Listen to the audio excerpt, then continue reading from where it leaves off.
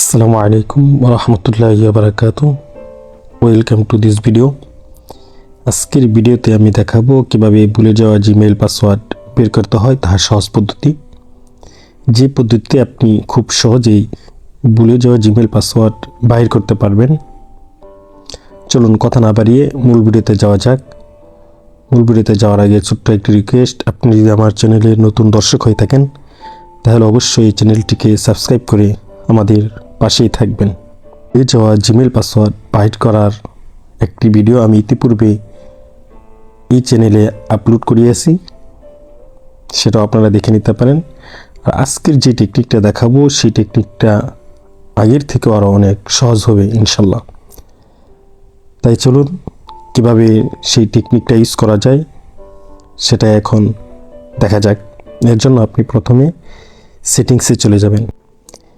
Settings অপশনে চলে যাওয়ার পরে আপনার মোবাইলে যে প্রাইভেসি নামক যে অপশনটা আছে সেই প্রাইভেসি অপশনের উপর আপনি টাচ করবেন।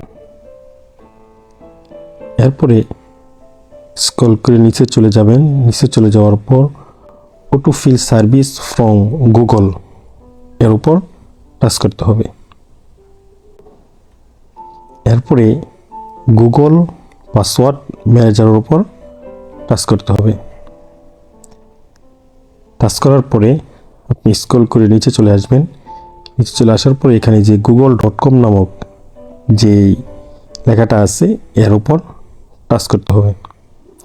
টাচ করার সময় আপনাকে আপনার মোবাইলে যেই পাসওয়ার্ড আছে, অর্থাৎ আপনার মোবাইলটা যে পাসওয়ার্ডের মাধ্যমে লক করা আছে সেই পাসওয়ার্ড দিয়ে আপনার মোবাইলের লকটা খুলে নিতে হবে। আমি আবারটা খুলে নিচ্ছি। মোবাইলটাকে আনলক করার পরে আপনার মোবাইলে যতগুলো জিমেল আইডি আছে সব জিমেল আইডি এখানে শো করবে। এই যেরকমভাবে এই যে একটা, এরপর আমার এই যে একটা আছে, এরপর এই যে, এভাবে আপনার মোবাইলে যতগুলো জিমেল আইডি আছে সব আইডি শো করবে।